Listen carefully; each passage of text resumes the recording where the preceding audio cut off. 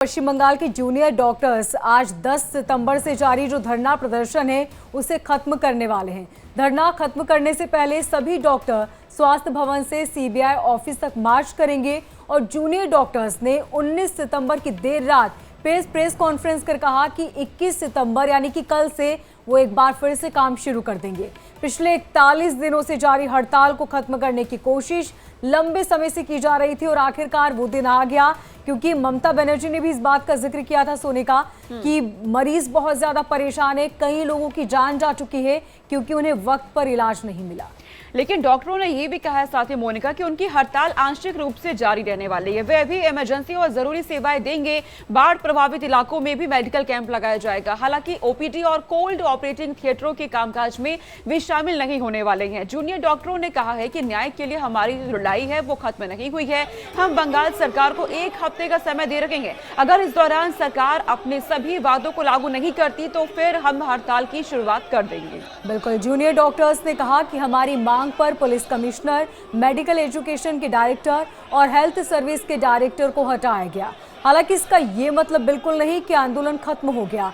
दरअसल मुख्यमंत्री ममता बनर्जी ने 16 सितंबर को डॉक्टर्स के साथ मीटिंग की थी और मीटिंग के बाद सीएम ने कहा था कि हमने डॉक्टर्स की 5 में से 3 मांगों को मान लिया है। सीएम ने डॉक्टरों से काम शुरू करने की अपील करते हुए कहा था कि प्रदर्शनकारी डॉक्टरों के खिलाफ एक्शन नहीं होगा।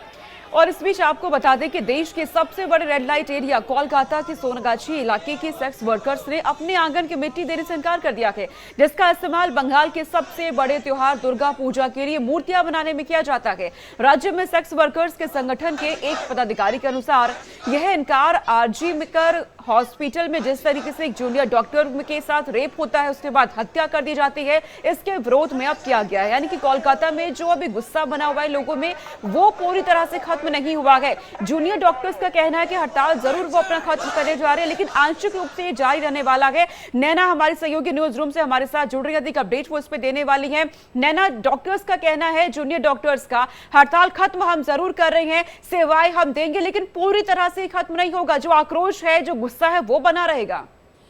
इसमें कोई शक नहीं है सोनिका और मोनिका। देखिए, लोगों का गुस्सा और जिस तरह से ये नृशंस घटना हुई थी उसको लेकर सिर्फ कोलकाता ही नहीं, सिर्फ पश्चिम बंगाल नहीं बल्कि पूरे भारत में इसको लेकर नाराजगी है।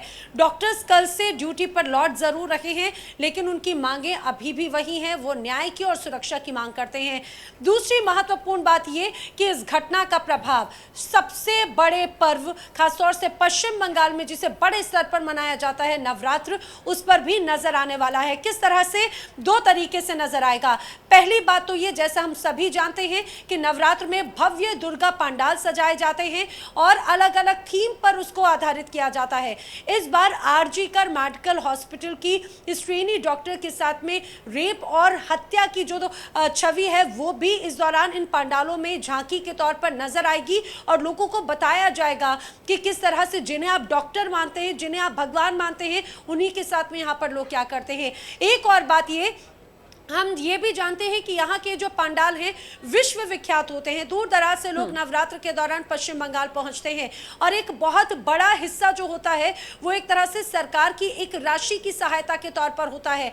कई ऐसे क्लब हैं जिन्होंने सरकार से राशि लेने से सीधे सीधे इनकार कर दिया है और ये इनकार ये कहा जाए कि नाराजगी स्वरूप है। अभी तक क्योंकि बहुत ज़्यादा वक्त नहीं बचा है नवरात्र को लेकर, तो अभी तक कई बार देखते थे 80 से 90% क्लब की जो स्कॉलरशिप या फिर जो स्पॉन्सरशिप थी वो हो जाती थी, लेकिन इस बार वही 80 से 90 मात्र 30 से 40% रह गया। यानी कि पंडालों में उसका प्रभाव नजर आएगा, लोगों में नाराजगी नजर आ रही है। और दूसरी सबसे महत्वपूर्ण बात ये कि खासतौर से जो नवरात्र की जो प्रतिमाएं बनती हैं, कहा जाता है कि उसमें 10 अलग अलग मिट्टियों के माध्यम से उन प्रतिमाओं का निर्माण कराया जाता है, जिसमें एक होता है रेड लाइट एरिया, यानी कि जैसे वो तमाम इलाके जहां पर वेश्यावृत्ति होती है उसमें सोनागाछी कोलकाता एक सबसे बड़ा इलाका माना जाता है रेड लाइट एरिया। और जो सेक्स वर्कर्स हैं उन्होंने इस बार नाराजगी स्वरूप मिट्टी देने से सीधा मना कर दिया है।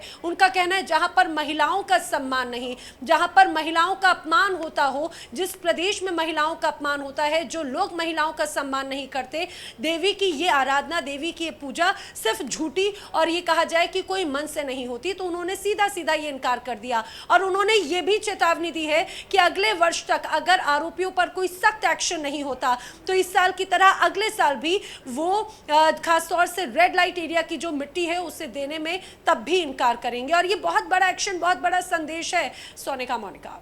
नैना, हम इस बात से भी इनकार नहीं कर सकते क्योंकि जिस तरीके से मरीजों की संख्या में इजाफा हो रहा था और ये भी कहा जा रहा था कि कई मरीजों ने अपनी जान गंवा दी क्योंकि डॉक्टर्स उन्हें वक्त पर नहीं मिल पाए, ऐसे में राहत तो मिलने वाली है कोलकाता को।